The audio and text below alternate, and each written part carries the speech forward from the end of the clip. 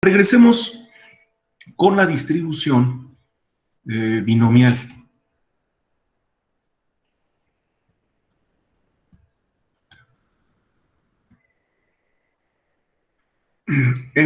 Ayer estábamos viendo, no ayer, la última clase, estábamos viendo que si yo tengo aquí una región de área A mayúscula, y dentro de esta región yo tengo una región de área A minúscula, entonces, y yo ahora tiro puntos al azar, aquí, tiro puntos al azar, ¿ok? Bueno, pues algunos puntos caerán dentro de la región pequeña y algunos puntos caerán dentro, fuera de la región pequeña. Entonces, lo que habíamos visto es que la probabilidad P, que es el cociente de las áreas A minúscula entre A mayúscula, esta, bueno, mi región, a esta región le llamo R, esta es la probabilidad de que un punto, nada más, caiga dentro de la región R.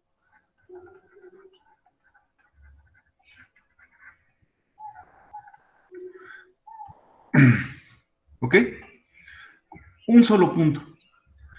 La probabilidad, cuando tenemos n puntos en total, de que m de ellos caigan dentro de la región R, es el coeficiente binomial. ¿Por qué? Porque hay n factorial entre m factorial por n mayúscula menos m factorial, y todo esto multiplicado por la probabilidad de que m puntos caigan dentro de la región R y la probabilidad de que los puntos restantes, que son n menos m, no caigan dentro de la región R. Esta es una probabilidad, una distribución muy importante con la cual nosotros vamos a estar trabajando.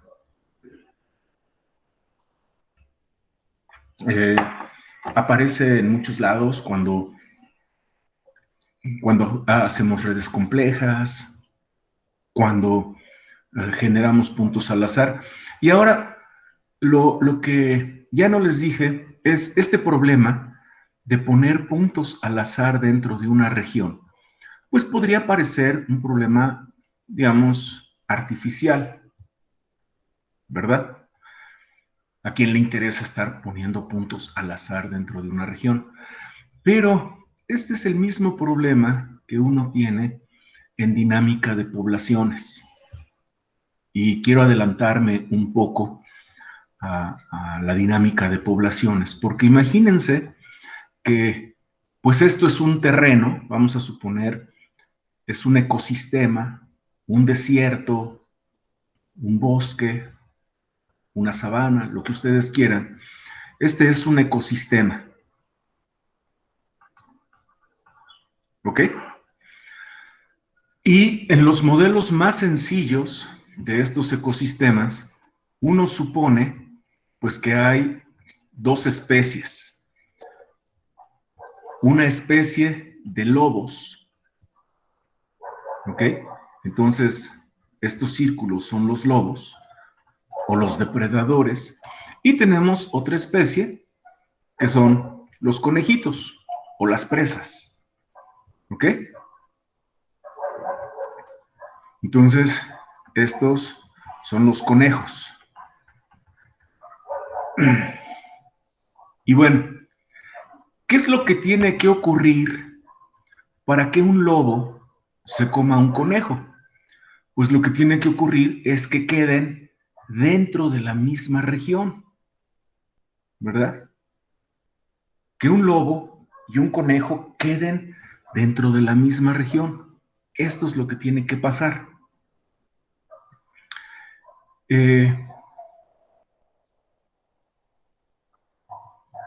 Porque pues un lobo no se puede comer un conejo que no alcanza. Tiene que comerse un conejo que está ahí, dentro de una misma región. En otra analogía, los círculos azules, si ustedes quieren, son las personas con COVID, ¿ok? Y los círculos verdes son las personas sanas, pero susceptibles de infectarse, ¿verdad? Entonces, pues para que una persona que tiene COVID pueda infectar a una persona sana, tienen que estar dentro de la misma región, dentro de la misma región R. Tienen que encontrarse y estar en contacto. Entonces, en estos modelos ecológicos, donde hay presas y hay conejos, uno calcula la probabilidad de que una presa quede dentro de la misma región que un depredador. O en los modelos epidemiológicos, uno calcula la probabilidad de que una persona enferma y contagiosa quede dentro de la misma región que las personas sanas.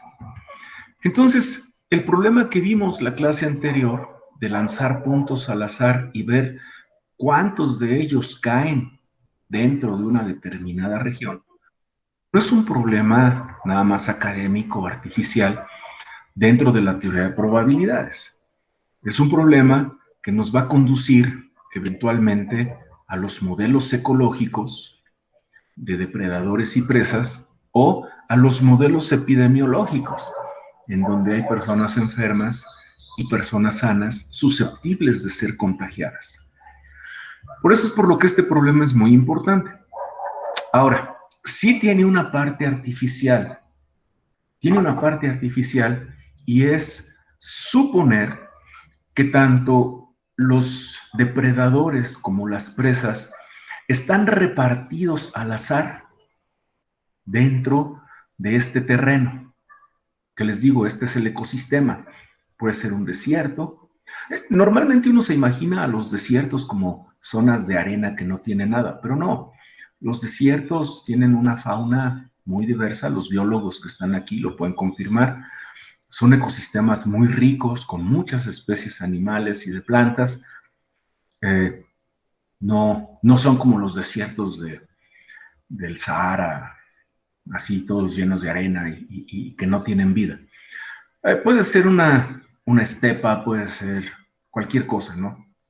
En cualquier ecosistema siempre hay depredadores y conejos. Y en estos modelos, los modelos que están basados en ecuaciones diferenciales, la suposición importante es la siguiente, que los animales están distribuidos completamente al azar.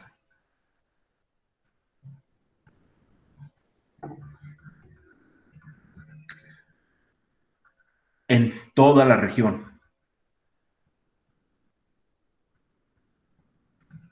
Si eso es cierto, si los animales están completamente distribuidos al azar en toda la región, entonces esta probabilidad de encontrar M animales de cualquier tipo dentro de una región es válida, es la distribución binomial. Pero si no es cierto, si los animales no están distribuidos al azar en la región, entonces, pues tenemos que utilizar modelos diferentes. Ya no se va a satisfacer pues, la hipótesis de que la probabilidad de que dos animales se encuentren dentro de la misma región es una distribución binomial, ¿verdad? Bueno, vamos a ir construyendo poco a poco estos modelos.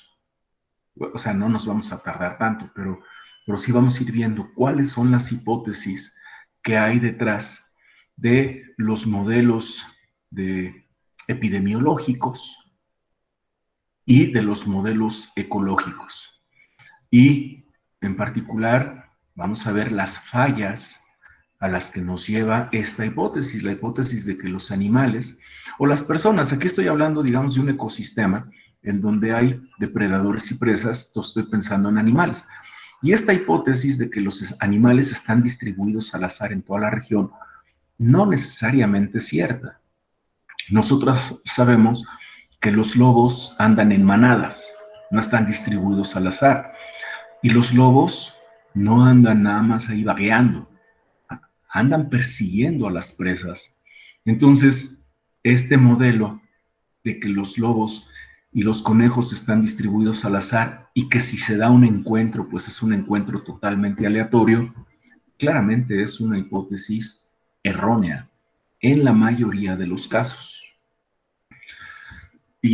Pero bueno, los modelos más básicos parten de esta hipótesis y nos llevan a ecuaciones diferenciales.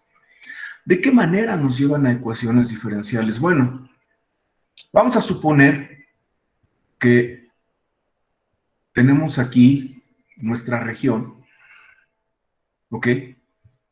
Y que la dividimos. Esta región la dividimos en cuadrados de área 1, ¿ok?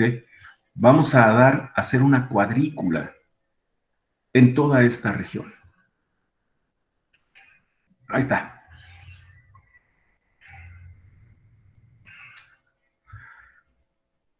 ¿Cuántos? Y tenemos, vamos a suponer, tenemos n lobos aquí. Entonces, yo voy a pintar al azar n puntos azules, que son los lobos, y tenemos n de ellos en total, totalmente al azar. Ahí los estoy pintando. ¿Ok? Y así como tenemos n lobos, vamos a tener m conejos. Entonces, esos son los lobos, y aquí tenemos m conejos, o presas, lo que ustedes quieran. Vamos a suponer que hay menos conejos que lobos. ¿Ok? Ahí está. Esos son los conejos. Y hay muchos lobos. Todo esto tiene una región, toda esta región tiene una área total A. Entonces, voy a definir como L el número de lobos que hay en cada uno de estos cuadraditos. Es decir, es el número de lobos entre el área total. Esto es el número de presas, perdón, el número de depredadores por unidad de área.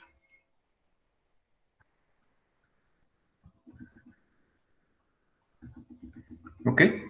Análogamente, voy a definir como C el número de conejos por unidad de área. Es decir, si cada uno de estos cuadrados, acuérdense, cada uno de estos cuadrados tiene lado 1. Entonces, cada uno de estos cuadrados tiene área 1. ¿De acuerdo? Entonces, el número de conejos por unidad de área, pues es simplemente el número de conejos total entre el área total, es decir, por unidad de área.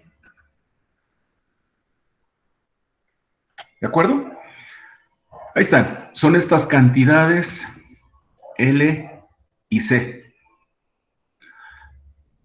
Que a estas cantidades la gente ya que hace modelos matemáticos les llama concentraciones. La concentración de lobos y la concentración de conejos. Son estas cantidades que tenemos aquí.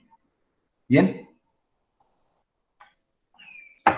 Vamos a suponer que como están ya dentro de un área pequeña, cada una de las de los lobos y los conejos cuando están aquí dentro de una arteria pequeña, vamos a suponer que los lobos se comen a los conejos.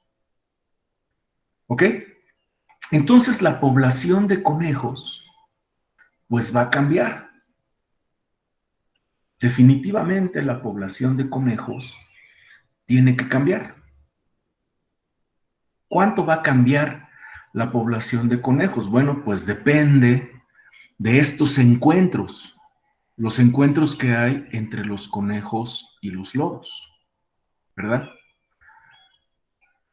Entonces, vamos a suponer que el cambio, este es el cambio en la población de conejos, es proporcional a la probabilidad de que un lobo se encuentre con un conejo.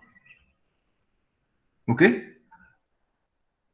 Estos cuadros en donde los lobos se están encontrando con conejos. Entonces, esta probabilidad, bueno, el cambio que hay va a ser proporcional a la probabilidad de que un lobo se encuentre con un conejo. Y esa probabilidad, esencialmente, pues es como los lobos y los conejos están distribuidos al azar en toda esta región, ¿verdad? La probabilidad de que haya un lobo dentro de uno de estos cuadrados, pues es proporcional a esta concentración, a cuántos lobos hay dentro de cada cuadrado. Entonces va a ser proporcional a la probabilidad de que haya un lobo dentro de un cuadrado. Y también va a ser proporcional porque son eventos independientes. Y acuérdense que las probabilidades se multiplican para eventos independientes.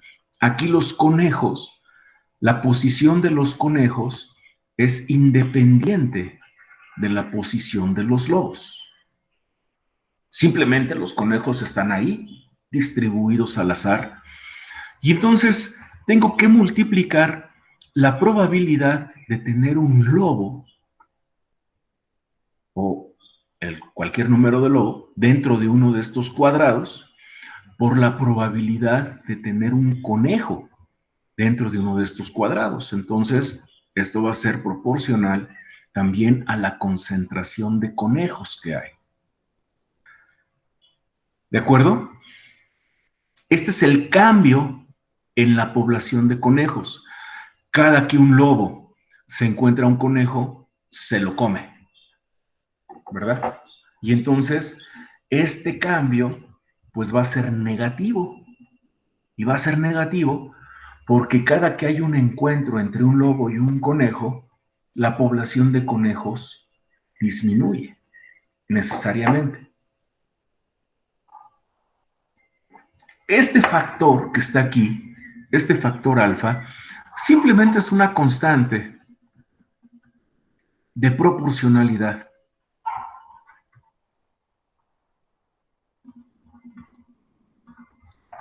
Que tiene que ver con, pues no sé, cuántos conejos se puede comer un lobo. A lo mejor un lobo puede comerse solamente un conejo, a lo mejor se puede comer 20 conejos de una sentada. Entonces, pero lo que sí es importante es que aquí tenemos el producto de probabilidades.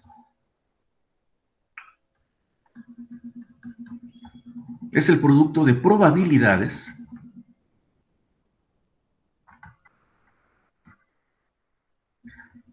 de eventos independientes. Independientes. Y esto tiene que quedar muy claro. Recuerden ustedes que la probabilidad de A intersección B, es decir, la probabilidad de que ocurra el evento A y de que ocurra el evento B, es la probabilidad de que ocurra A por la probabilidad de que ocurra B si A y B son independientes.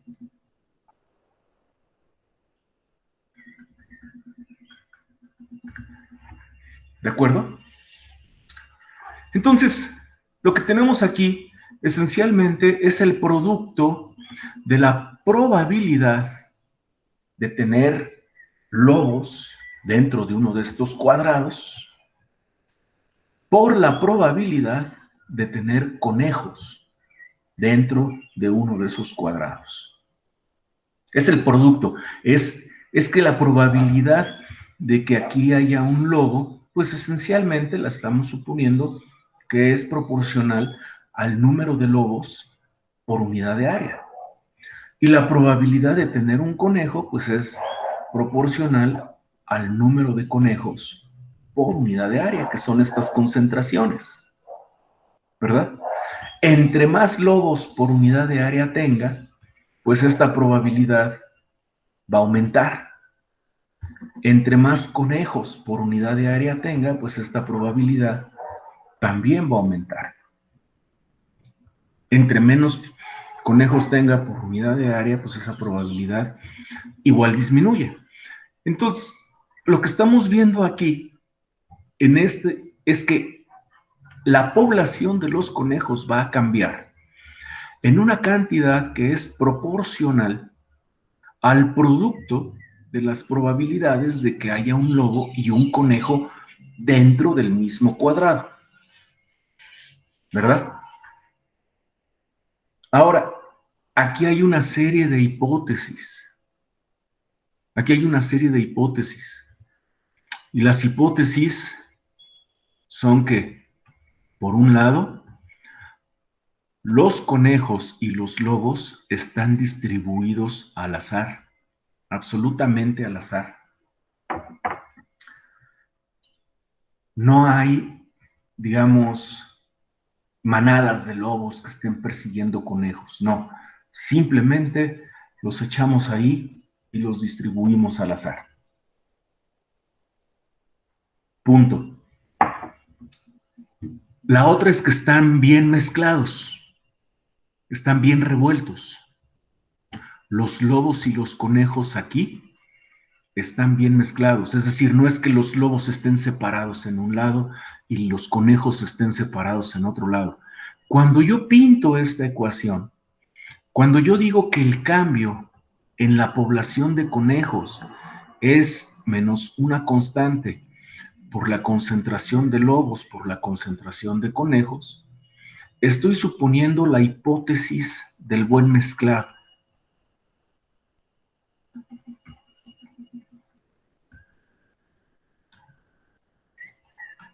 Así se llama.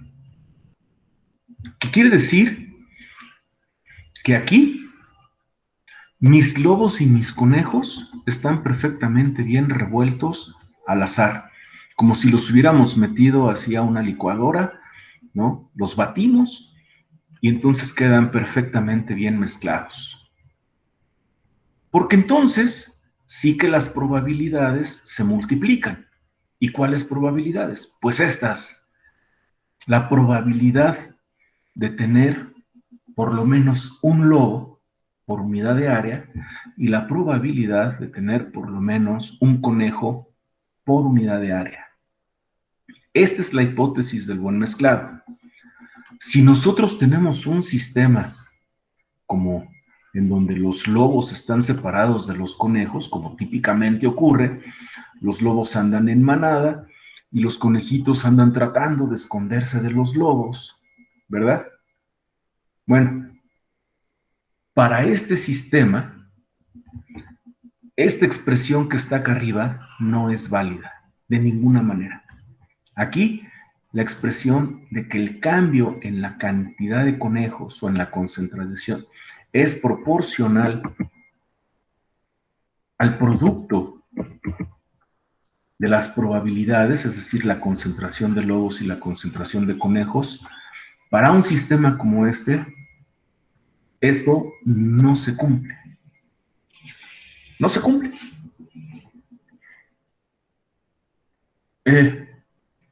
Y es obvio. Es obvio porque entonces, pues aquí, por ejemplo, ni siquiera hay encuentros entre lobos y conejos, a menos que los lobos estén buscando a los conejos directamente, que típicamente es lo que pasa, ¿verdad?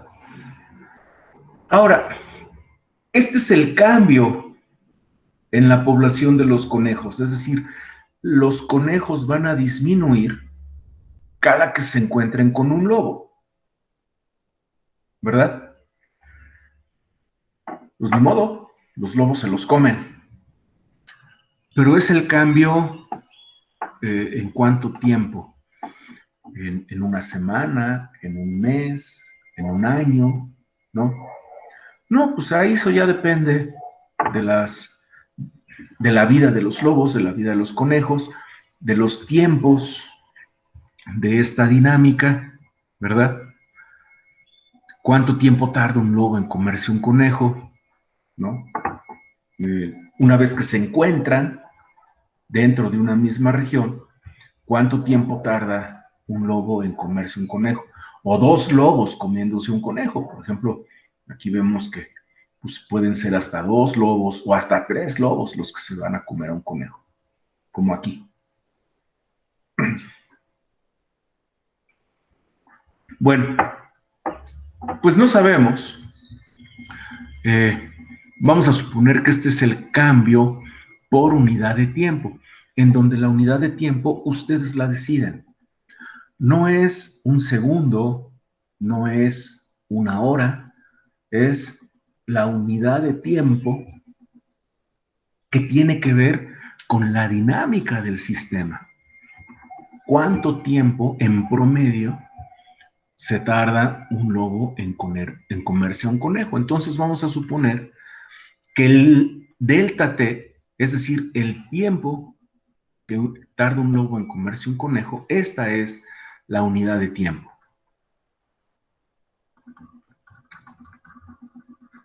¿Verdad? Esa es la unidad de tiempo, la que ustedes quieran. Bueno, no la que quieran, la que impone el sistema. Pero a lo que me refiero con la que ustedes quieran es la que ustedes impongan de acuerdo con las características de la dinámica de este sistema. Y entonces me va a quedar inmediatamente que si esta es la unidad de tiempo y este es el cambio que tiene la población en esta unidad de tiempo, pues realmente lo que tengo aquí es la derivada, ¿verdad? La derivada de la población de conejos, que es el cambio por unidad de tiempo, pues es proporcional a la probabilidad de que haya un lobo y que ese lobo se encuentre con un conejo. Y esto, jóvenes, ya escrito en notación que todos entienden, es la derivada de la población de conejos respecto al tiempo, que no es otra cosa más que el cambio en esa población. El cambio porque los lobos se lo están comiendo. Es menos, ¿no? Una constante de proporcionalidad, que esa tiene que ver, como les digo, con la panza de los lobos, cuántos conejos se pueden comer en una sentada, y el producto de las probabilidades de que un lobo y un conejo se encuentren dentro de la misma región. Y así es como surge la dinámica de poblaciones.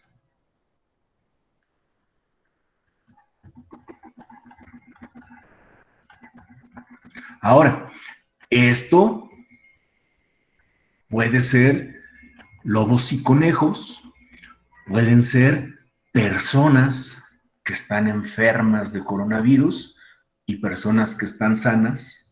Y entonces para que una persona sana se contagie, pues tiene que haber un contacto entre un enfermo y un sano. Y así es como surge la dinámica de poblaciones. ¿Sí? Y todas estas ecuaciones diferenciales que ustedes ven son ecuaciones que parten de una hipótesis. Después las podemos ir complicando si ustedes quieren, pero parten de una hipótesis fundamental. La hipótesis fundamental es la siguiente. L, que es el número de lobos entre el área, y M, que es el número, perdón, y C, Es el número de conejos entre el área, ¿verdad? Estos cocientes representan adecuadamente en promedio la concentración de lobos y la concentración de conejos. Esta es nuestra hipótesis fundamental. Que el número de lobos por unidad de área y el número de conejos por unidad de área es el mismo en toda la región. Aproximadamente, claro, con fluctuaciones, con variaciones, ¿verdad? Entonces, si yo aquí tengo toda mi región y hago esta cuadrícula de cuadritos por unidad de área, entonces, en promedio, los lobos y los conejos están repartidos al azar, uniformemente, y claro, pues como están repartidos al azar, algunos cuadritos van a tener más lobos que otros, algunos tendrán menos lobos que otros, pero en promedio, cada uno de estos cuadritos tiene la misma concentración de lobos y la misma concentración de conejos. ¿De acuerdo? En promedio. Es decir, se satisface la hipótesis del buen mezclado. Esta hipótesis, la hipótesis del buen mezclado, siempre está presente cuando hacemos modelos poblacionales o epidemiológicos con ecuaciones diferenciales de este tipo. Siempre es una hipótesis implícita dentro de estos modelos, que si quieren se pueden ir complicando, porque vamos a ver, digamos, aquí solamente estamos tomando en cuenta que los lobos se comen a los conejos, pero no estamos tomando en cuenta que los conejos se reproducen y se reproducen mucho. Entonces, este cambio, este que está aquí, el cambio en la población, no solamente tiene que ver con que los lobos se coman a los conejos, también tiene que ver con que los conejos se reproducen un montón.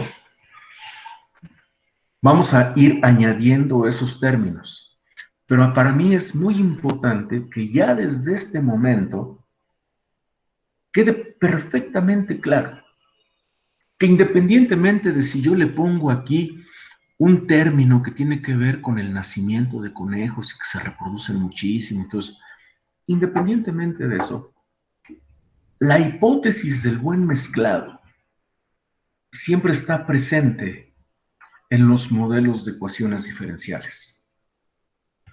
Es esta hipótesis, la hipótesis de que los lobos y los conejos están uniformemente distribuidos dentro de la región bajo consideración. No está pasando algo así, que hay poblaciones que se segregan. Esto no.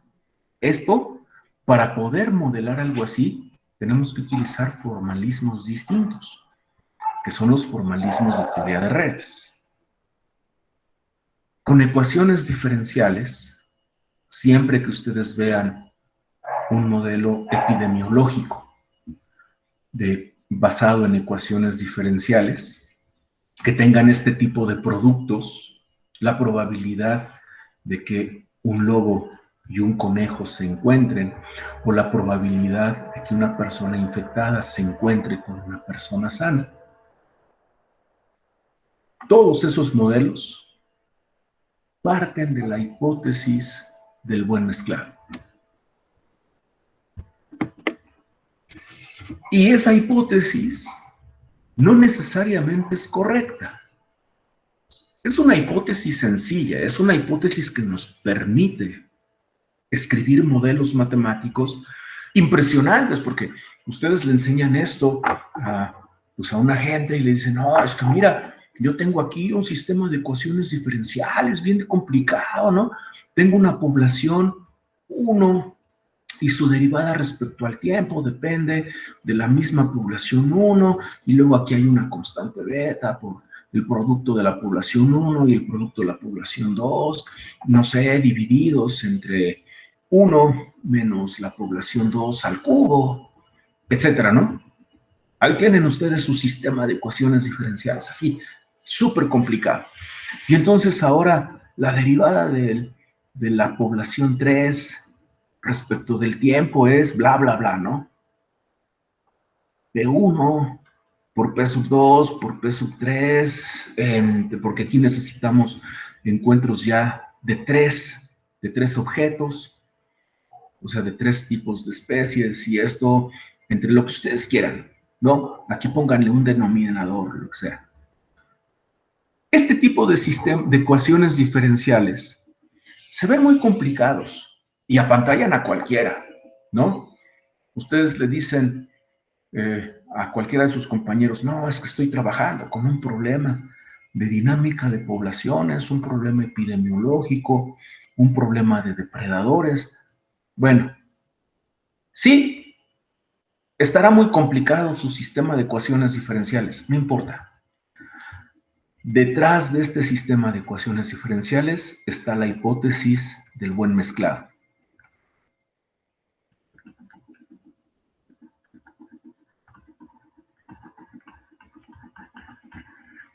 Ah, ¿verdad? Porque lo que están haciendo aquí esencialmente es multiplicar probabilidades. La probabilidad de que un elemento de la población 1 se encuentre con un elemento de la población 2. Aquí están dividiendo, vamos a ver, estos términos que dividen tienen que ver con que la población 2 tiene recursos finitos, no puede crecer de manera ilimitada, ¿no? Tiene un máximo.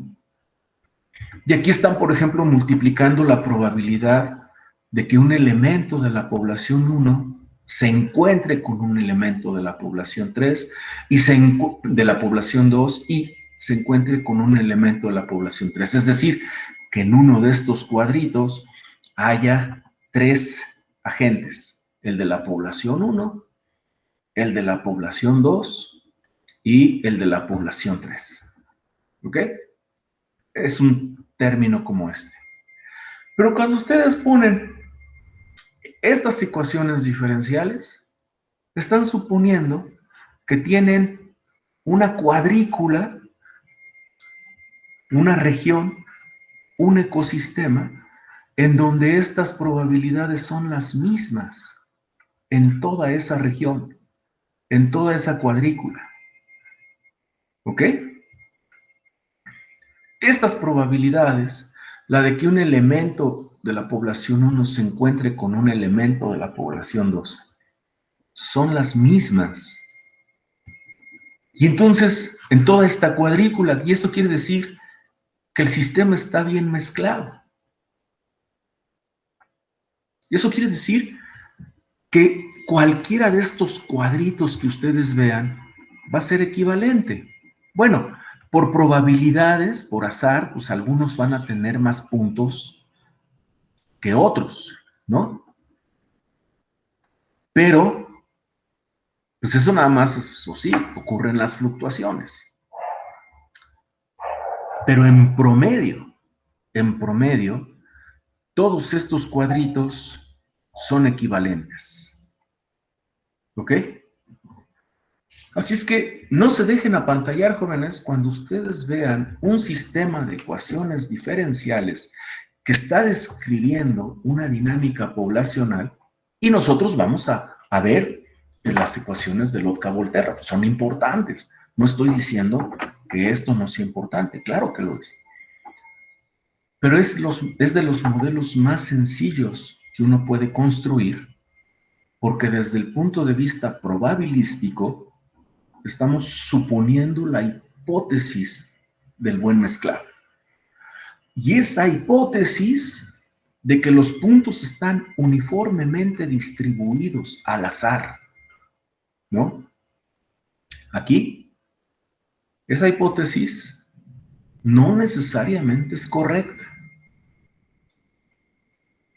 Es más, la gran mayoría de las veces, cuando analizamos la propagación de una epidemia, cuando analizamos reacciones químicas. Bueno, reacciones químicas muchas veces, pues ustedes mezclan ahí todos sus ingredientes, ¿no? Los revuelven bien y entonces estas, en lugar de ser poblaciones de lobos y de conejos, son concentraciones de diferentes sustancias. La concentración de cloro con la concentración de flúor, etc. Y es más fácil imaginarse, por ejemplo, que estamos haciendo un batido de sustancias químicas, lo mezclamos bien y en ese batido sí se puede cumplir la hipótesis del buen mezclado. Pero no en la propagación de una epidemia, como en el caso del coronavirus. ¿Ustedes creen que la hipótesis del buen mezclado es correcta? Si ustedes fueran a hacer un modelo matemático de la propagación de una epidemia, ya sea el SIDA, que es una enfermedad de transmisión sexual, ya sea el coronavirus, que es una enfermedad de transmisión por aire, respiratoria, o de cualquier epidemia, ¿ustedes harían un sistema de ecuaciones diferenciales partiendo de la hipótesis del buen mezclado? Pues claro que no. Claro, por ejemplo, en el SIDA, ese es un ejemplo clarísimo. Si yo me enfermase de SIDA, pues contagiaría, no sé, a mi esposa, tal vez a mi amante, y ya, se acabó. Pero si una trabajadora del sexo, una prostituta, se enferma de SIDA, la posibilidad de que contagie a muchísimas más personas es mucho mayor. En nuestra sociedad no estamos bien mezclados, no somos homogéneos, no somos equivalentes todos. Y eso lo vamos a ver en teoría de redes, que es lo que se necesita para hacer modelos más exactos, mucho mejores que los que surgen de sistemas de ecuaciones diferenciales. La sociedad no está bien mezclada. Si yo me enfermase de coronavirus, del COVID, pues a lo mejor iba a contagiar pues a mi esposa y a mi hijo, que son las personas con las que vivo. Pero si una cajera del supermercado se enferma de coronavirus, pues ella tiene la posibilidad de contagiar a mucho más gente. Y no porque sea una mala persona, simplemente porque pues, por su trabajo tiene contacto con muchísimas más personas de las que tengo yo a lo largo del día. Entonces, no estamos bien mezclados. Nuestra sociedad no está bien mezclada. Partir de un sistema de ecuaciones diferenciales para describir la propagación de una epidemia en una sociedad que no está bien mezclada, pues nos va a conducir a errores. Nos va a conducir a predicciones que están equivocadas. Y adivinen qué fue lo que pasó. Adivinen qué fue lo que pasó en México. Que sistemáticamente las predicciones que se hacían por las autoridades estaban equivocadas. Una tras otra, tras otra. Primero se dijo que iban a haber como 6,000 muertos. Después se dijo que iban a haber como 9,000. Después se dijo que iban a haber como 30,000 en el peor de los casos. Y que en una situación apocalíptica, así ya como el escenario zombie, llegaríamos a 60,000 muertos, pero eso era un escenario ya casi inimaginable. ¿Y qué fue lo que ocurrió? Pues que todas esas predicciones estuvieron equivocadas. ¿Por qué? Ustedes vean el modelo, al menos el que está hecho para la Ciudad de México. El modelo es público, es un modelo que ustedes pueden consultar. en la página del gobierno de la Ciudad de México, es un modelo de ecuaciones diferenciales, ¿ok? Y es un modelo que parte de la hipótesis del buen mezclado, porque todas las ecuaciones diferenciales, por muy apantallantes que se vean, ¿verdad?, están tomando en cuenta el producto de probabilidades de eventos independientes. Y los eventos van a ser independientes solamente si están bien mezclados. ¿Ok? Si aquí esto está revuelto de manera homogénea. Así es que no nos vengan con cuentos, jóvenes. En México y en el mundo, desde hace mucho tiempo, sabemos cómo hacer modelos mejores, que son los modelos basados en la teoría de redes. ¿Ok? Porque estos modelos con ecuaciones diferenciales son difíciles, ustedes se pueden entretener resolviéndolos de manera numérica, etcétera. Sirve para que impresionen a todos sus amigos y a todas sus amistades y les digan, mira, estoy resolviendo un sistema de ecuaciones diferenciales bien complicado, no lineal. Sí, todo eso. Pero si su sistema no está bien mezclado, los resultados que obtengan con estas ecuaciones diferenciales van a ser absolutamente inútiles. Bueno, entonces los invito a que busquen el modelo de propagación de epidemia que utilizó el gobierno para predecir el curso de la pandemia en México, ¿no? Vean, búsquenlo, es público, lo encuentran en la página de la Secretaría de Gobierno. Y pues sí, te puede dar una idea, es así como que el primer paso, pero de ninguna manera es el modelo que te va a decir cómo se propaga la epidemia realmente.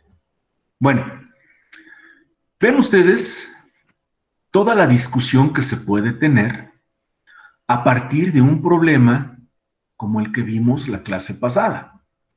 Yo tengo en un rectángulo o en una determinada región puntos al azar.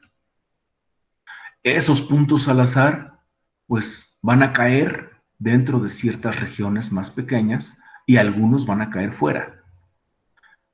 Y esto, como les digo, es la base de los modelos con ecuaciones diferenciales de propagación de epidemias, de los depredadores y de las presas, de reacciones químicas, también, porque si yo tengo aquí dos especies de moléculas, ¿verdad? Para que esas moléculas reaccionen, tienen que encontrarse, tienen que estar al menos dentro de una cierta región de interacción. Entonces, poblaciones, es decir, modelos depredador-presa.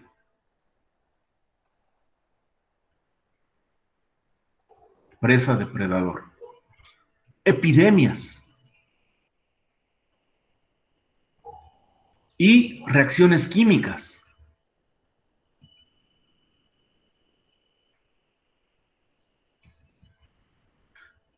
Todas estas, digamos, están contenidas dentro del mismo costalito.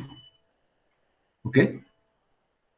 Todas estas están contenidas dentro del mismo costalito. ¿Por qué? ¿Cuál es ese costalito? ¿Cuál es el costalito que contiene a todos estos fenómenos? Poblaciones es decir, modelos presa-depredador, modelos de propagación de epidemias, modelos de reacciones químicas. Este costalito es la hipótesis del buen mezclado. Siempre y cuando su sistema esté bien mezclado, lo van a poder representar por esto, por este modelo. Una región en donde los puntos caen al azar, ¿ok? Dibujan puntos al azar, cierran los ojos y empiezan a dibujar puntos al azar dentro de esta región. Tanto puntos amarillos como puntos blancos, como puntos del color que ustedes quieran. Cada color representa una especie distinta, ya sea una especie de molécula o de sustancia, o ya sea una especie animal, ¿ok? Ya sea un tipo de agente infectado o no infectado dentro de una epidemia, recuperado o no recuperado, vacunado o no vacunado dentro de una epidemia, ¿verdad? Dibujan puntos al azar. Y si esos puntos están bien mezclados, que es la hipótesis del buen mezclado, entonces su modelo probabilístico o basado en ecuaciones diferenciales les va a servir para poblaciones, para propagación de epidemias, para reacciones químicas y para muchas cosas más. Siempre y cuando, como les digo, se satisfaga la hipótesis del buen mezclado. Este es el costalito que encierra a todos estos fenómenos dentro de la misma categoría. Y cuando quieren hacer una descripción probabilística, la función que deben utilizar es la función binomial. La distribución binomial, que esencialmente nos dice, ¿alguien quiere entrar? La distribución binomial, que esencialmente nos dice cuántos de estos puntos de cualquier especie que ustedes tengan, cuántos van a caer dentro de una determinada región. Si es que estos puntos están distribuidos de forma completamente aleatoria y homogénea en esta región. Bueno, vamos a hacer una pausa de 5 minutos, jóvenes. Mi reloj viene a las 11 de la mañana. Nos vemos aquí a las 11:05. Estiremos las piernas, hagamos ejercicios, tomemos un café, lo que ustedes quieran. Nos vemos en 5 minutos, por favor. Tan serio como tú dices, que pueden ser modelos de simulación sobre los cuales se toman decisiones públicas. Ahora, tengo una duda, me llama la atención que cuando estás trabajando en teoría de agentes, lo que te dicen es que la dinámica del sistema es emergente de reglas simples de interacción local entre los agentes del modelo, lo cual hace suponer que tienen que estar ubicados en interacción local de carácter geográfico. Pero, ¿qué sucede si pensamos en interacciones a distancia, por ejemplo, a través de redes sociales? ¿Necesariamente tendríamos que pensar el concepto de interacción local como geográfica o solamente por proximidad? Por ejemplo, considerando comunicaciones a larga distancia a través de redes sociales. Esas son básicamente las dudas que tengo, Max. Bueno, déjame contestarte a tu primer pregunta o tu primer comentario. Siempre trabajamos con modelos, siempre. Los biólogos también trabajan con modelos, incluso modelos biológicos, por ejemplo, el ratón. Ellos estudian el cáncer en el ratón. ¿Por qué? Pues porque no pueden estudiar el cáncer, digamos, o sea, sí, también hay biólogos que estudian el cáncer en seres humanos, pero, por ejemplo, han creado ratones que les han mutado el DNA para que les dé cáncer muy rápido, porque para sus experimentos, pues no pueden esperar que un ratón, digamos, normal, silvestre, desarrolle cáncer a lo largo de su vida, porque tal vez no lo desarrolla.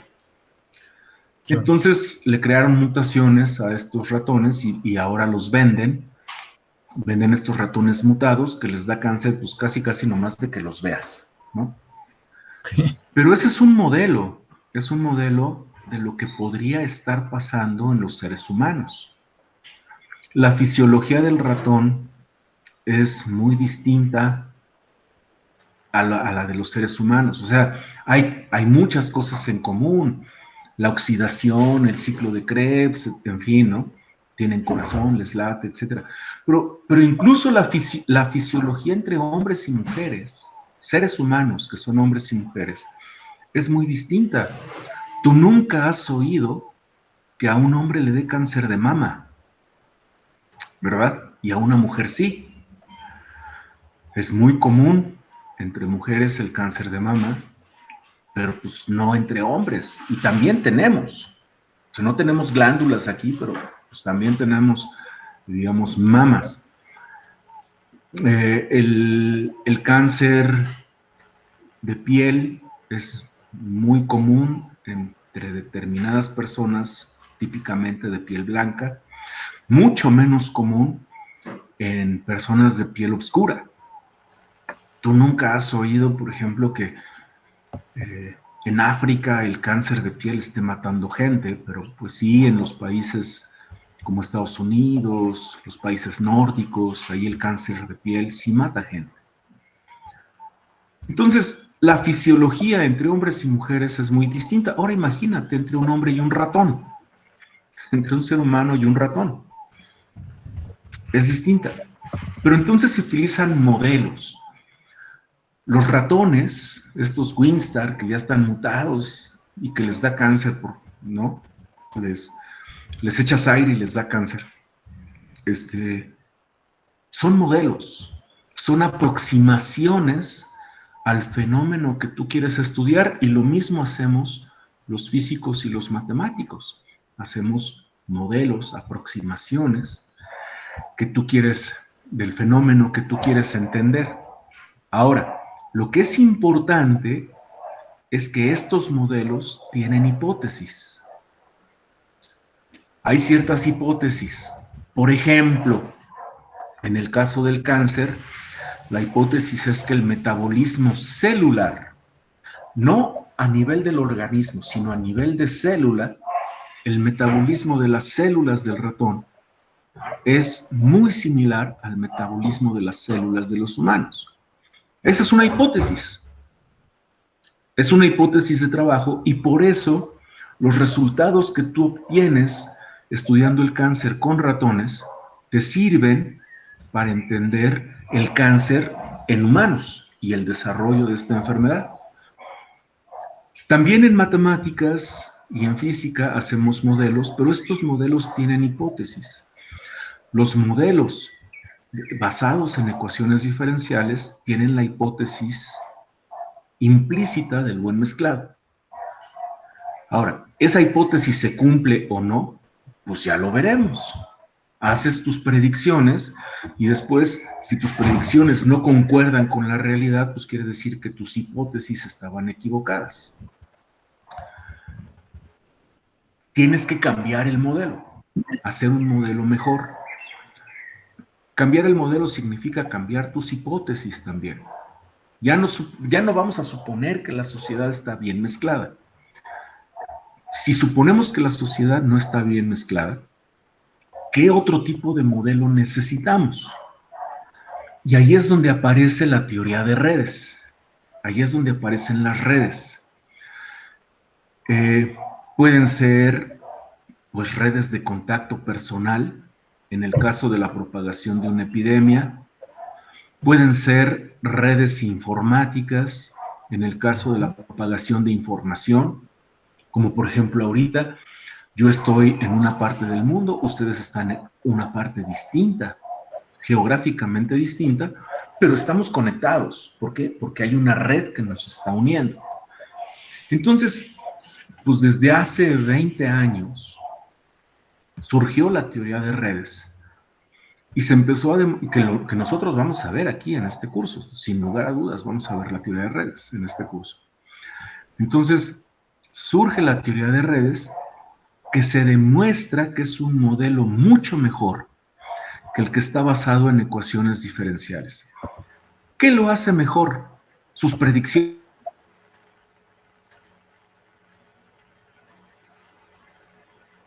hipótesis pueden estar equivocadas o pueden ser verdaderas, en fin. Pero cuando tú confrontas las predicciones de un modelo con los datos, con la observación, y resulta que tus predicciones coinciden con lo que estás observando, quiere decir que tu modelo pues, no va tan mal, ¿verdad? Tu modelo está bien. Entonces, ¿que se pueden perfeccionar? Claro que se pueden perfeccionar los modelos. Los biólogos, en lugar de utilizar ratones, podrían utilizar cerdos. Los usan. El metabolismo orgánico de un cerdo es mucho más parecido al de los seres humanos. Pero como tienen un tiempo de vida mucho más largo que los ratones, pues imagínate una tesis de doctorado llevada a cabo con cerdos, no, pues no termina nunca.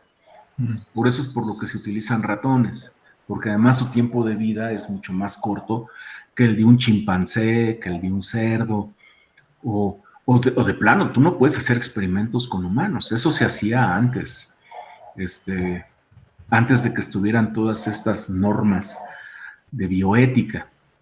Lo mismo pasa, ¿no?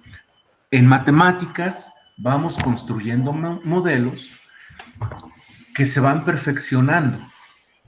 ¿Y cómo sabemos que se van perfeccionando? Porque sus predicciones van coincidiendo cada vez más con lo que observamos.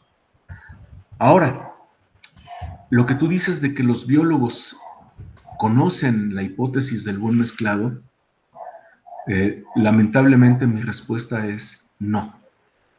La gran mayoría de los biólogos y la gran mayoría de la gente, no tienen que ser biólogos, médicos, actuarios, etcétera, no conocen la hipótesis del buen mezclado. Sorprendentemente, a mí me ha sorprendido mucho a lo largo de mi carrera académica, que yo me he dedicado a sistemas complejos, ya tengo 25 años haciéndolo, y a lo largo de esta carrera académica me he encontrado muchísimas personas que aseguran que un modelo basado en ecuaciones diferenciales es un modelo realista. Te lo aseguran, así te lo juran. ¿Por qué? Porque es complicado, porque está difícil, porque apantalla, porque impresiona. Y esa parte, digamos, psicológica de la impresión que te causa el que llegue un matemático o quien sea y diga, mira, tengo este modelo de ecuaciones diferenciales y hace estas predicciones, se lo toman como válido, así. La hipótesis del buen mezclado, vamos a ver que es después equivalente a otra hipótesis que se llama de campo medio. El campo medio, se los digo de una vez, es esencialmente suponer que el promedio del sistema es representativo de todo el sistema. Entonces tomamos un promedio y, por ejemplo, eso está bien, digamos, para la estatura de las personas. Si tomamos la estatura promedio de los mexicanos, pues es representativa de la estatura de todo el sistema. Habrá fluctuaciones, habrá variaciones, unas personas un poco más altas, unas personas un poco más bajas, pero el promedio, digamos, es representativo de esa sociedad. ¿Qué te puedo decir? En Finlandia, la estatura promedio es 1,85. En México, la estatura promedio es 1,70. Y dentro de México hay estados que tienen su propio promedio. Eso es representativo. Si yo te digo la estatura promedio en Finlandia es de 1,85, eso es representativo de cualquier finlandés que tú agarres en la calle. Habrá algunos más altos, otros más bajos que el 1,85, pero es representativo. Eso te da una idea de cuál es la estatura en Finlandia.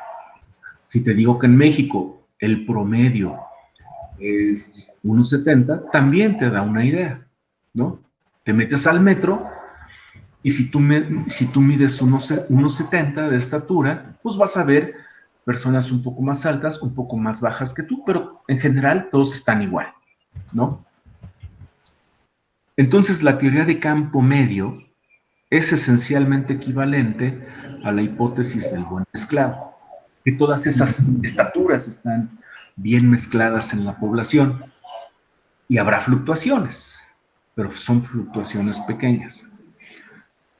En el Instituto de Sistemas Complejos de Santa Fe, uno de los institutos más prestigiados,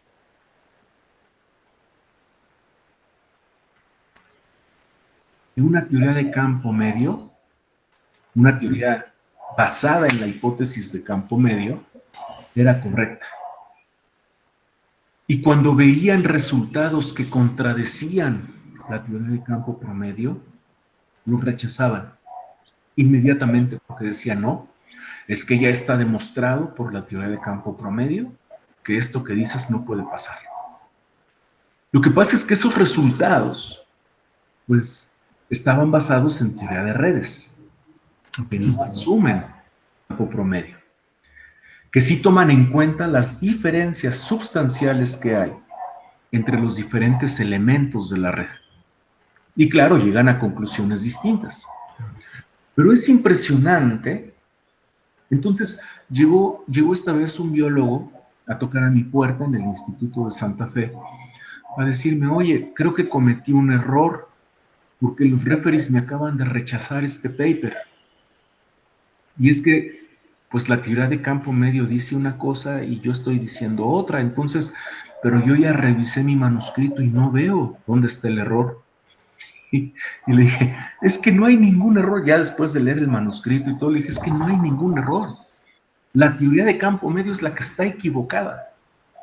Lo que tú estás encontrando está bien, porque parte de suposiciones que son más realistas que la teoría de campo medio. Entonces, es sorprendente, pero una gran parte de la comunidad científica, incluso en nuestra época, no conoce teorías distintas o hipótesis distintas, aparte de la del buen mezclado y aparte de la de campo medio. Por eso es importante hacer tanto énfasis en el hecho de la hipótesis del buen mezclado, lo que está detrás de este tipo de modelos, que los vamos a perfeccionar y vamos a ver cómo esos modelos pues nos llevan precisamente a perfeccionar el sistema. Entonces, continuemos con la clase. ¿Contesté tus preguntas, Enrique? Perdón. Sí, muchísimas gracias. Bueno, hay varias cosas que surgen de aquí, pero ya no, luego las veremos. Muchísimas gracias. Si alguien más tiene una pregunta, por favor hágala. Y si no, bueno, vamos a continuar entonces con nuestra clase. La hipótesis del buen mezclado. Ya la vimos, creo que ya quedó clara lo que significa. Y uno de los objetivos en las siguientes clases es precisamente evitar la hipótesis del buen mezclado y ver cómo la superamos. Vamos a ver otra distribución de probabilidad, la distribución uniforme.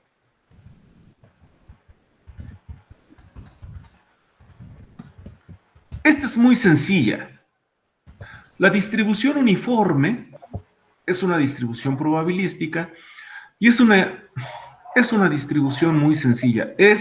Por ejemplo, imagínense que aquí tienen el intervalo 0, 1. Este es el eje X.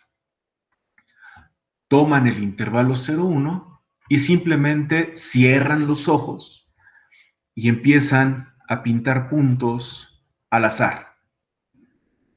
¿Ok? Pintan puntos al azar. Aquí parece que están igualmente espaciados, pero no necesariamente.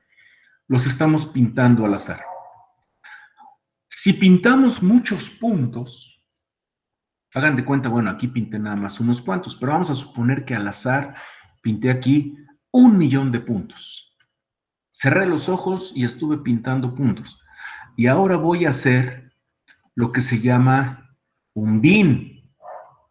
Es decir, voy a dividir este intervalo en intervalitos chiquitos.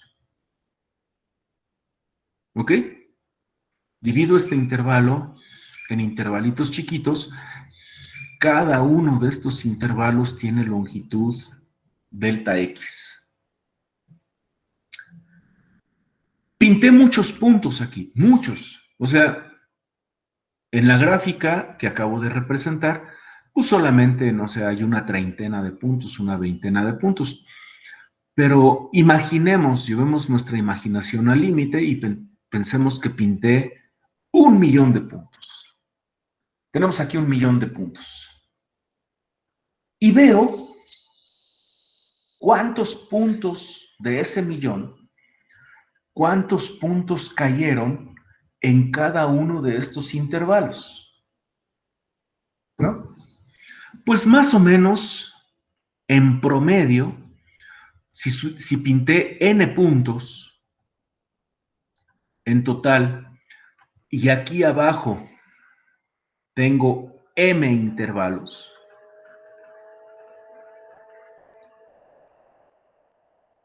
en promedio, en cada uno de estos intervalos, van a haber caído, ¿cuántos puntos? Le voy a llamar P, es el número de puntos total entre el número de intervalos, ¿de acuerdo? Y si yo hago la gráfica,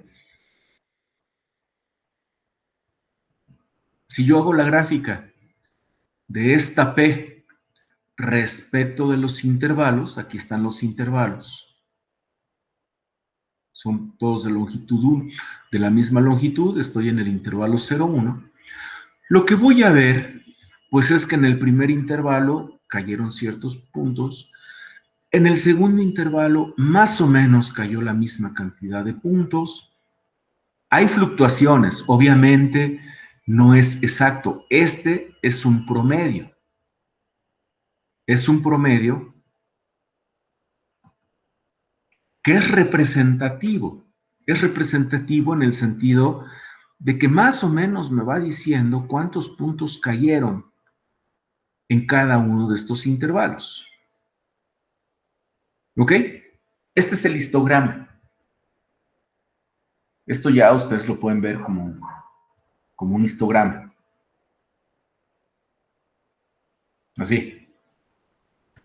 Bueno, claro que hay fluctuaciones. Este promedio es representativo, pero la cantidad real de puntos que cayó en cada intervalo, pues es distinta. Digamos que el promedio anda por aquí.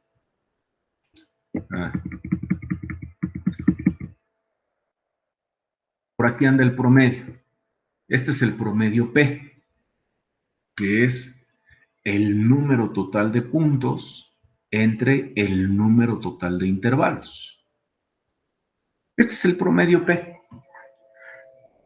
Si los pinté al azar, completamente al azar, van a haber fluctuaciones pequeñas. Pero, pues en general, esta distribución, si yo llevara esto al límite de una infinidad de puntos, pues esta distribución se va a hacer constante. ¿Ok? Ya en cualquier realización práctica hay fluctuaciones alrededor de esta constante. Algunos intervalos van a tener un poquito más de puntos que otros. Hay fluctuaciones. ¿Ok? Les voy a mostrar aquí. Esta es una distribución, así, constante, y la voy a pintar entre 0 y esto.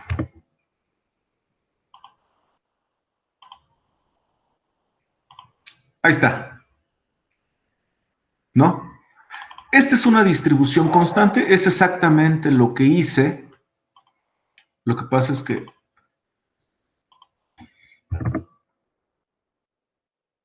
ahí está. Es exactamente lo que hice, esencialmente aquí, en el intervalo 0,1, pues pinté muchos puntos, ¿verdad? Muchos, y conté cuántos caían en un intervalo y cuántos caían en otro. Y esta es la gráfica que obtengo. Hay fluctuaciones. El intervalo 0,1 en este ejemplo creo que lo dividí en 100 partes. y hay fluctuaciones. Por supuesto, son estas variaciones que ustedes observan. Pero ustedes ven que en general el número de puntos que hay es en promedio el mismo. Esto es una distribución uniforme. Así es que la distribución uniforme, la distribución de probabilidad uniforme,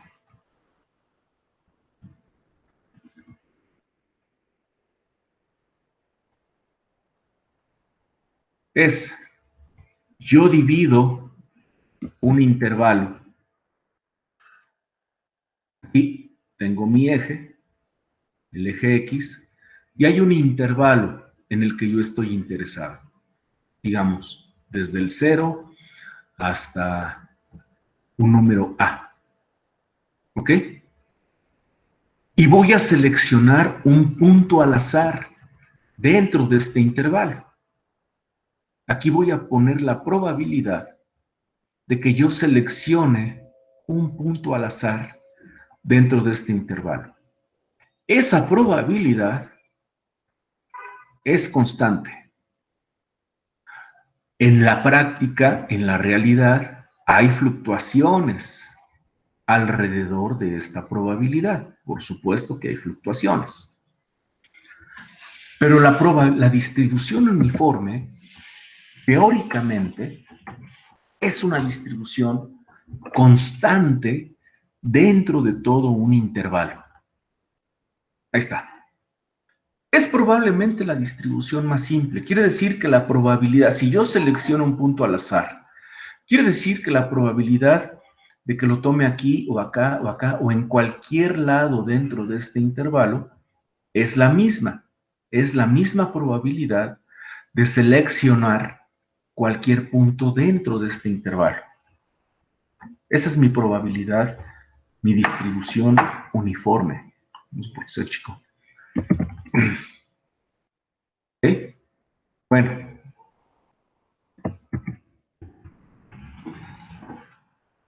Esta es la distribución que viene ya implementada en las computadoras, en los lenguajes de programación.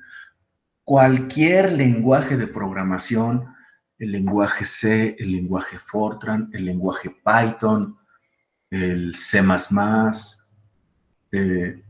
lo que ustedes quieran, matemática, MATLAB, todos traen una función que me genera números al azar de manera uniforme entre 0 y 1. Típicamente es una función que se llama random o rand, ¿ok? Y yo cada que llamo esa función, le digo, dame un número en el intervalo 0-1 con distribución uniforme.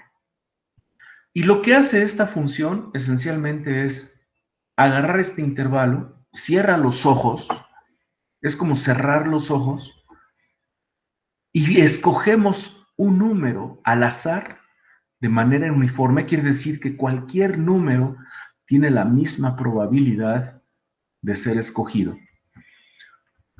Y lo escogemos aquí. Entonces llamo a la función rand y de repente me da este número. Vuelvo a llamar a la función rand y me da este otro número. Y así sucesivamente. Cada que yo hago una llamada a la función rand, me da un número al azar en el intervalo 0-1, pero con la misma probabilidad. Cada uno de estos números puede ser seleccionado con la misma probabilidad, y eso es importante. Esencialmente esto es lo que hace cualquier lenguaje de programación. Te da un número al azar entre 0 y 1 por default. Ustedes pueden escoger el lenguaje de programación que más les guste, puede ser Python, puede ser C#, puede ser Java. Todos esos lenguajes traen una función que te va a dar, cada que llames a esa función, te va a dar un número aleatorio entre 0 y 1 con la misma probabilidad. Quiere decir que cualquiera de los números en este intervalo puede salir con la misma probabilidad. Que es esencialmente lo que yo hice aquí, en esta gráfica. Llamé a la función rand un montón de veces, ¿ok? No me acuerdo, fueron 1.000.000, 10 millones de veces. La llamé, hice el histograma, cuántos puntos caen en cada uno de los intervalitos, que aquí creo que lo dividí entre 100 intervalos.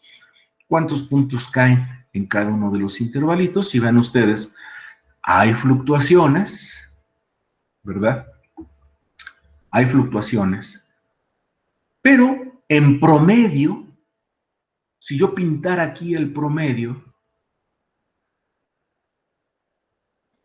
voy a pintar el promedio más o menos, y lo voy a pintar de rojo y le voy a poner una línea gruesa. Aquí está el ancho de la línea.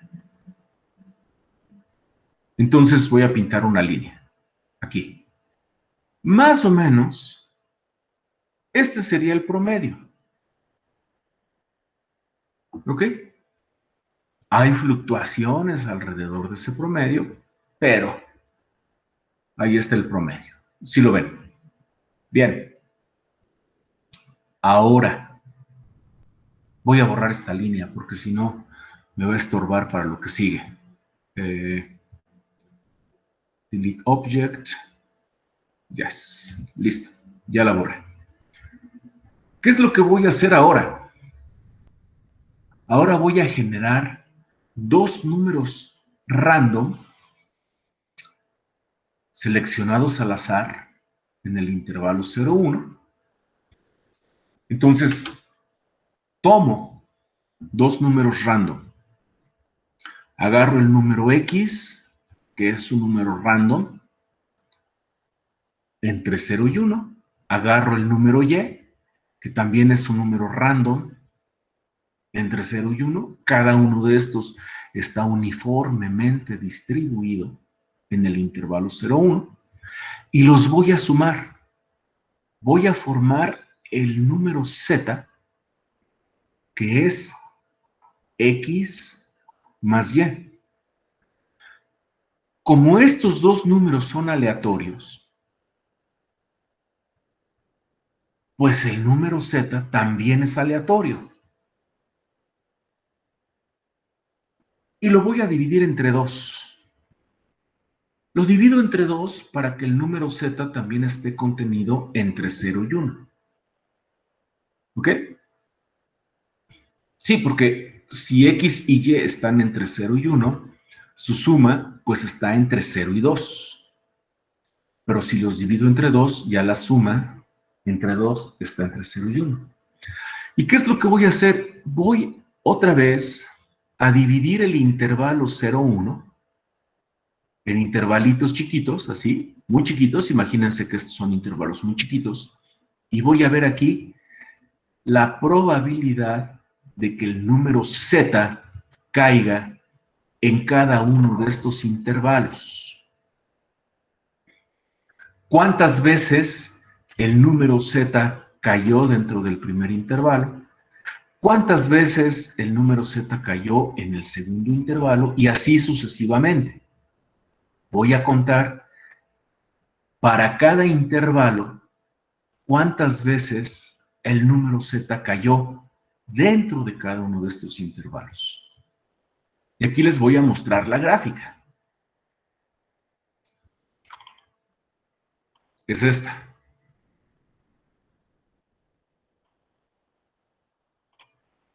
Ahí está la gráfica. La roja.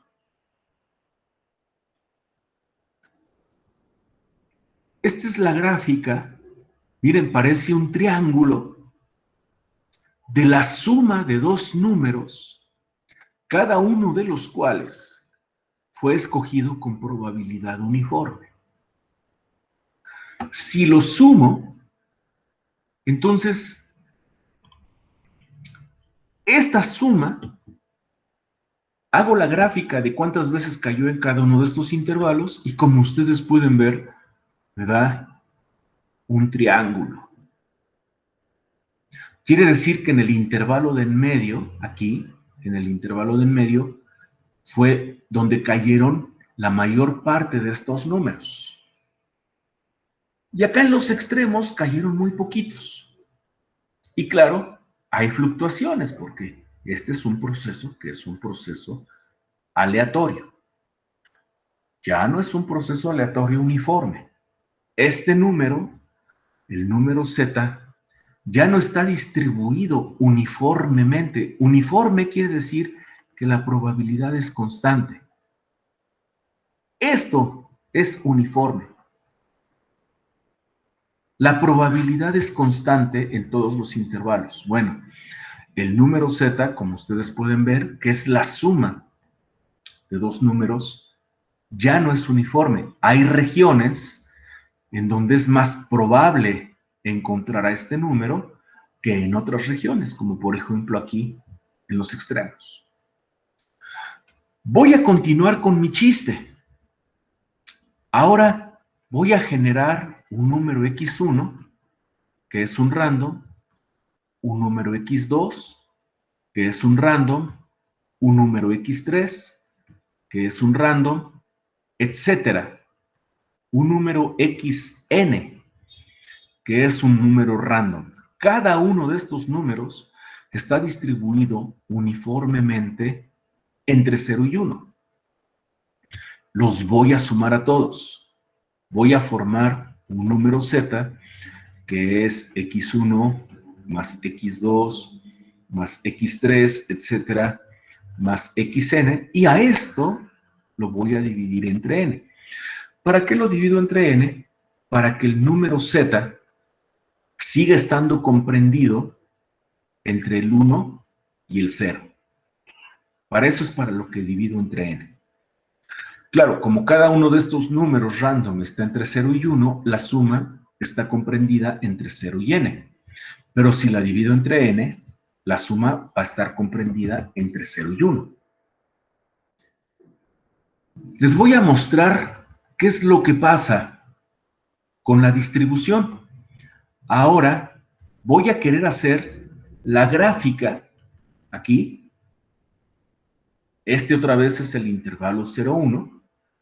Y les voy a hacer la gráfica de la probabilidad de que z caiga en alguno de estos intervalitos para diferentes valores de n. Ya vimos qué pasa con 2. Vamos a ver qué pasa con 3, o con 4, o con 5. Entonces, aquí está, este es para 2, la gráfica roja. Vamos a ver ahora para esto, ¿cuánto es? Para 5.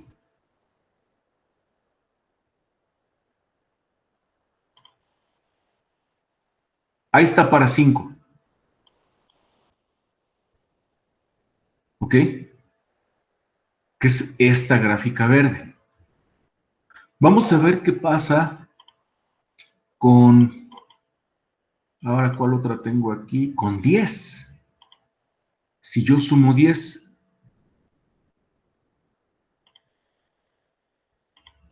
ahí está para 10. Fíjense, para 2 me da un triángulo. Para 5, la suma de 5, pues ya me da esta forma como de campana. Para 10 me da una forma todavía más de campana. Y de 10, aquí me fui a 100.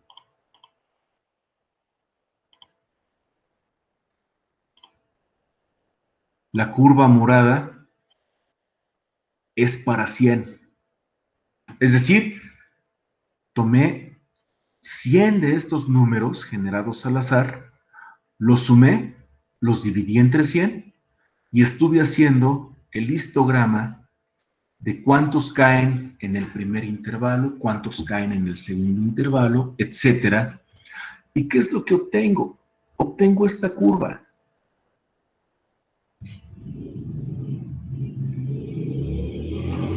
No me salió muy bonita, déjenme enseñar. La vuelvo a hacer. Tampoco me... A ver, es que con esta pluma... Ahora sí. Ándale, ahí está. Me sale esta curva. ¿Ok? Ustedes pueden apreciar, sí la ven perfectamente, ¿verdad? Pueden apreciar la curva morada. Es para 100.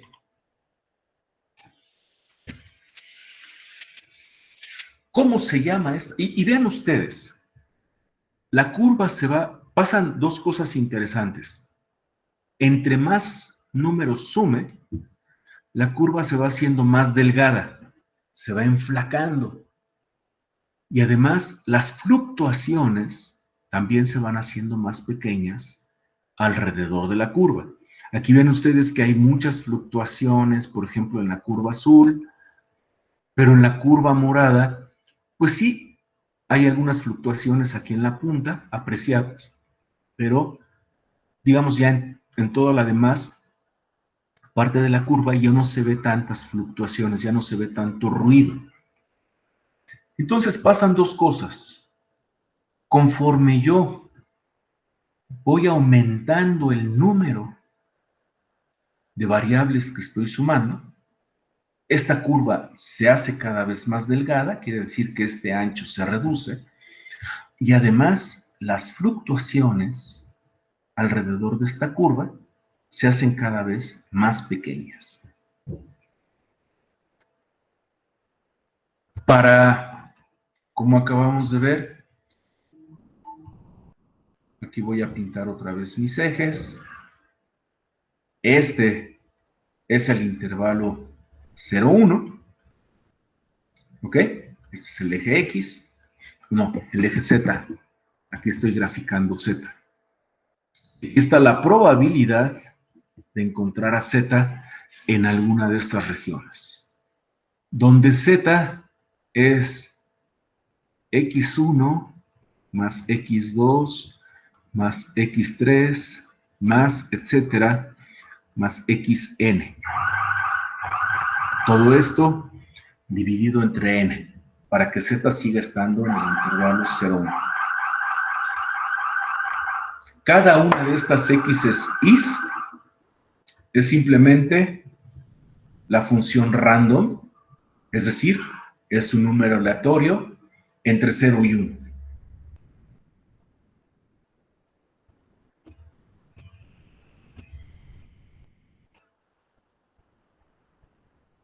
Ahí está. Eso es lo que cada una de estas X's es. Cuando yo sumo un montón de estas, ¿ok? ¿Qué es lo que obtengo? Obtengo una curva, bueno, ya la vimos,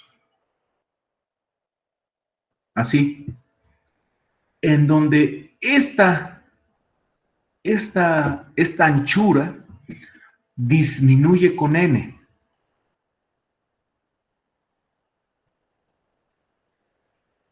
¿Ok? Y la curva se parece cada vez más ¿a qué? ¿Cuál es esta curva que estoy mostrando aquí? Estoy seguro que muchos de ustedes ya lo saben. Esta curva, ¿cuál es? Es una gaussiana, ¿no? Es una gaussiana, efectivamente. Es una gaussiana. Esta curva es una curva que se llama gaussiana.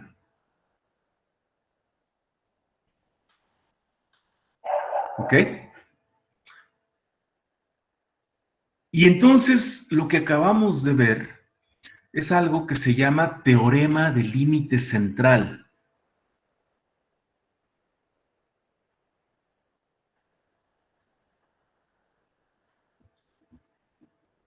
Central. Nunca he sabido bien cuál es la traducción, si es teorema del límite central o teorema central del límite. Independientemente de cómo se pronuncia, es un teorema importantísimo. en probabilidades. ¿Qué es lo que nos está diciendo? Que si yo sumo muchas variables aleatorias, no importa cómo estas variables estén distribuidas, en particular, estas variables están distribuidas uniformemente entre 0 y 1. Si yo hago la gráfica para la P de X, como ya vimos, esta gráfica es constante entre 0 y 1, ¿ok? Pero si yo sumo muchas de estas variables, las divido entre n, la curva eventualmente se convierte en una gaussiana, ¿ok? Entonces, el teorema del límite central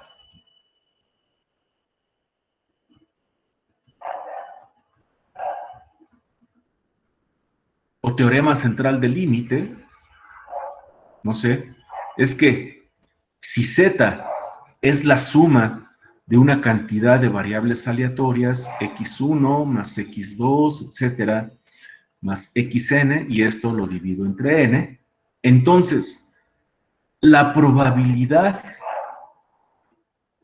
la función de probabilidad de z, esto se convierte en una gaussiana.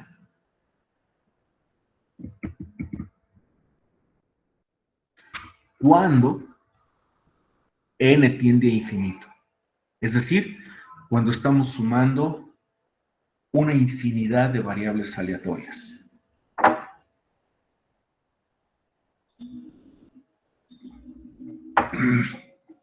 Ahora, recuerden que el infinito está siempre mucho más cerca de lo que nosotros imaginamos en la realidad.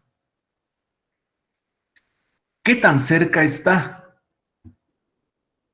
Bueno, en este caso, pues para 10, que es la curva azul, esto ya es una gaussiana prácticamente perfecta. ¿Ok? Con 10 tenemos una gaussiana perfecta. Con 100 tenemos una gaussiana todavía más perfecta. Claro, hay fluctuaciones alrededor, pero este infinito, en la práctica, al menos para el ejemplo que estamos haciendo, y lo voy a escribir aquí, ya sé que a los matemáticos esto les causa ronchas, ¿no? N igual a 10 es aproximadamente igual a infinito. El infinito, en la práctica, siempre está mucho más cerca de lo que creen los matemáticos. Entonces, si nosotros, esto lo único que significa es que si sumamos un montón de variables aleatorias, la probabilidad de esta suma va a ser una función gaussiana. La gaussiana está perfectamente bien definida. ¿Ok? Yo puedo aquí pintar una función gaussiana. Digamos, este es el eje Z. Aquí está la probabilidad de Z. Y yo puedo pintar una función gaussiana. Perdón. Ahí está. Es una función gaussiana que tiene aquí un ancho al que se le denomina la desviación estándar. Tiene un promedio, un pico bien definido, al que se le denomina con la letra mu. ¿Ok? Y esta función gaussiana, P de Z, es 1 entre la raíz de 2 veces pi por la desviación estándar, por la exponencial e a la menos x menos mu al cuadrado entre 2 veces sigma cuadrada. Todo esto está en el exponente del exponencial. Los matemáticos los físicos ya la conocemos. Los que no la conozcan, no se impresionen. Esta es, digamos, la fórmula, si ustedes quieren calcularla. Rara vez van a tener que utilizar esta fórmula porque ya está implementada en las calculadoras, ya está implementada en los programas, ¿no?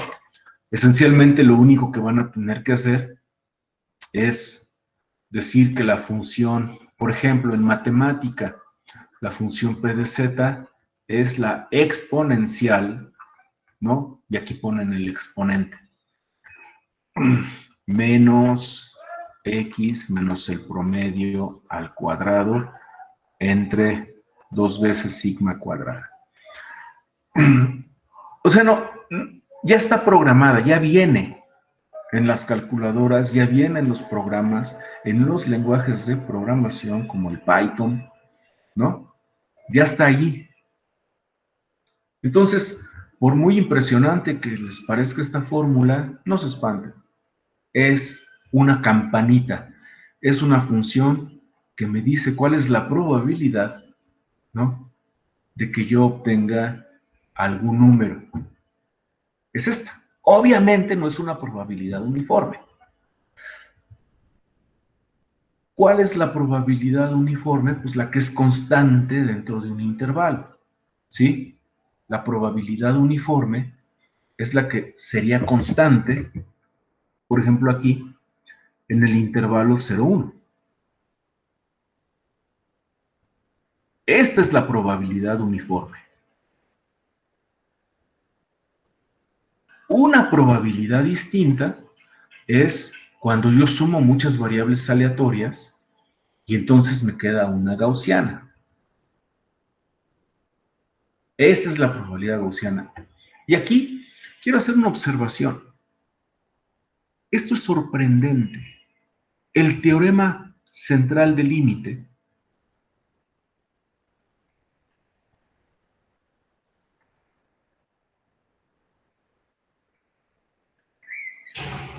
que les digo, nunca he sabido bien cómo se traduce esto, si es teorema de límite central o teorema central del límite. La verdad es que no importa, es un teorema importantísimo, ¿no? Este teorema me dice que si yo sumo una gran cantidad de variables aleatorias, lo que voy a obtener es otra variable aleatoria que es una gaussiana.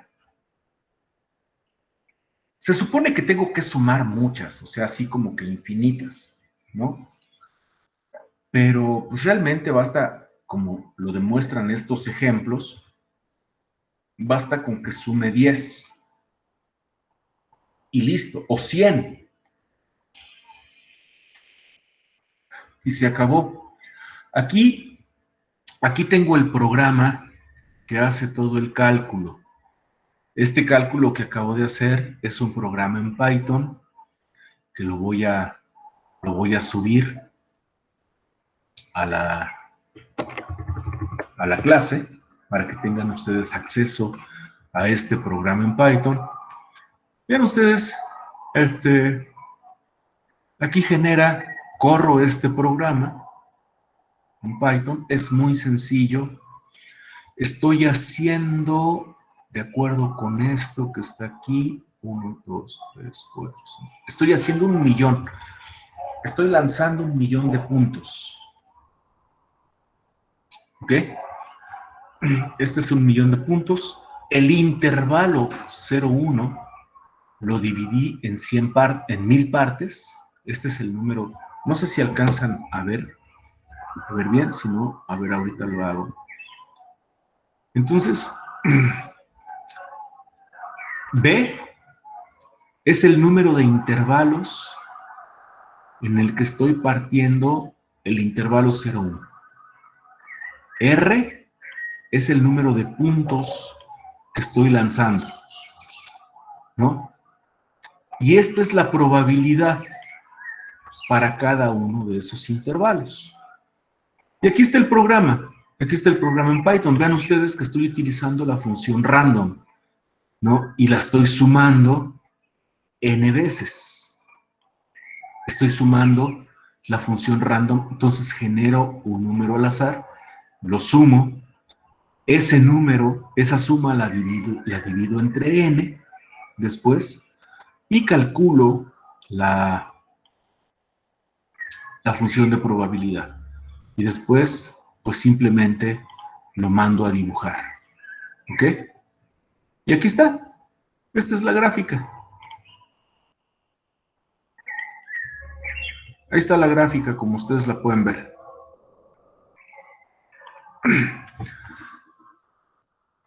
La distribución uniforme de cada una de estas variables.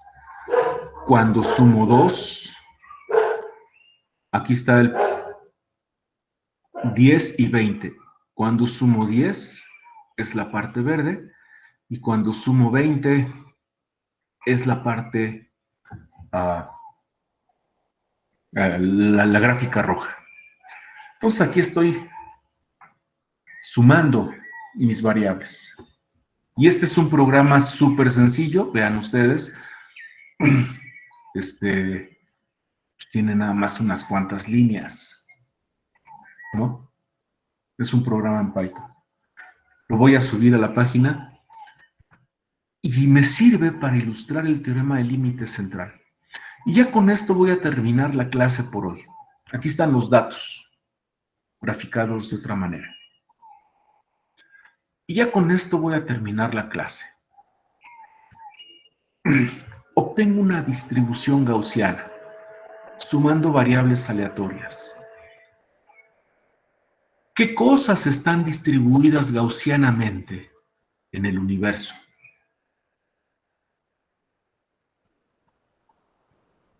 ¿Qué cosas siguen una distribución gaussiana? Bueno, en nuestra sociedad, por ejemplo, la estatura, el peso, el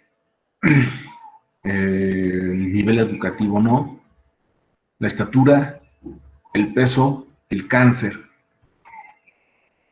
está distribuido gaussianamente. Hay otras cosas que no están distribuidas gaussianamente, por ejemplo, el dinero. Este no está distribuido gaussianamente. La educación tampoco están distribuidas gaussianamente. Estas cosas no son gaussianas.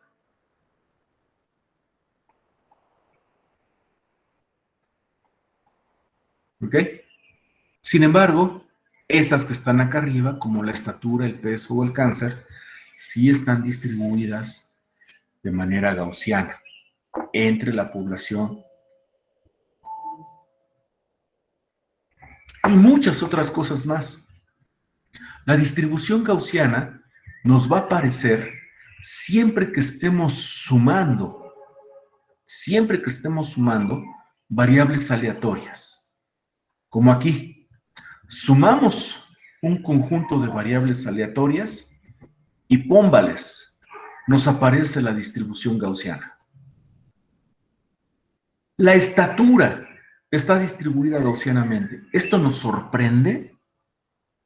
No, no nos sorprende porque la estatura es la suma de una serie de factores genéticos.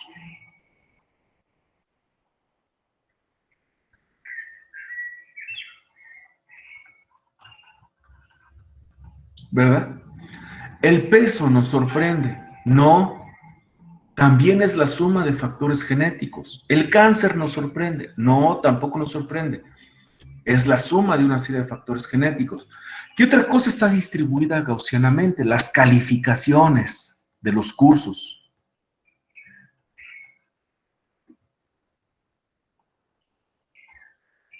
¿Ok? Las calificaciones de cursos están distribuidas gaussianamente. Quiere decir que los estudiantes en un curso, si esto es la escala del 0 al 10, ¿ok? El promedio, bueno, depende del curso, ¿verdad? Vamos a suponer que aquí el promedio es 5. En promedio, la mitad de los En promedio los estudiantes reprobaron. Quiere decir, les digo, depende del curso. No es el caso de este curso porque yo soy un profesor muy barquísimo. Pero quiere decir que algunos estudiantes obtuvieron 10, otros obtuvieron una calificación bajísima y en promedio los estudiantes obtuvieron 5. Las calificaciones, este promedio puede cambiar, puede ser 8, puede ser 7, en fin, depende del curso, depende del profesor, pero las calificaciones de los estudiantes están en los cursos, están distribuidas gaussianamente. ¿Por qué?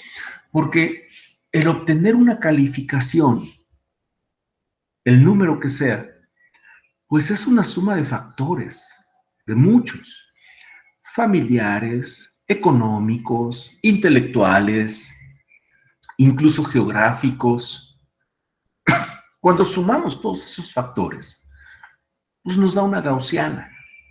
No hay de otra, ¿verdad? El dinero y la educación, vamos a ver que no están distribuidos de manera gaussiana. Es decir, si nosotros hiciéramos la gráfica por nivel educativo de las personas en la población, cuántos tienen primaria, cuántos tienen secundaria, o digamos en años de educación, cuántos tienen 1 año de educación, 2 años de educación, 3 años, etcétera, hasta, digamos, cuando terminas el doctorado o el postdoctorado, que ya son 20 años o 30 años de educación, vamos a ver que la educación no está distribuida gaussianamente. El dinero tampoco está distribuido gaussianamente. Cuando tú haces la gráfica, aquí la probabilidad de que una persona tenga X pesos como función de X no es una gaussiana. Qué bonito sería que nuestra sociedad, esta distribución fuese una gaussiana.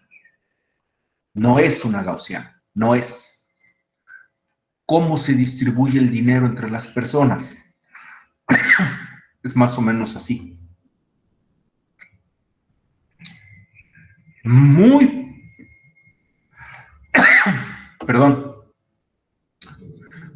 poquitas personas tienen mucho dinero y muchas personas tienen poco dinero. ¿Ok? Esta es más o menos la distribución del dinero en la sociedad. No es una gaussiana. La gaussiana es una distribución que permite modelar ciertos fenómenos, pero definitivamente no permite modelar otros fenómenos como los que les estoy diciendo aquí. El dinero, les digo, muy pocas personas tienen mucho dinero y la gran mayoría de las personas tienen poco dinero. Entonces el dinero, la probabilidad de que una persona tenga X pesos está distribuida de esta forma. Pero eso lo vamos a ver en la siguiente clase. Con esto termino, jóvenes. ¿Tienen alguna duda? ¿Algo que quieran aportar? Y si no, pues nos vemos el martes a las 9 de la mañana.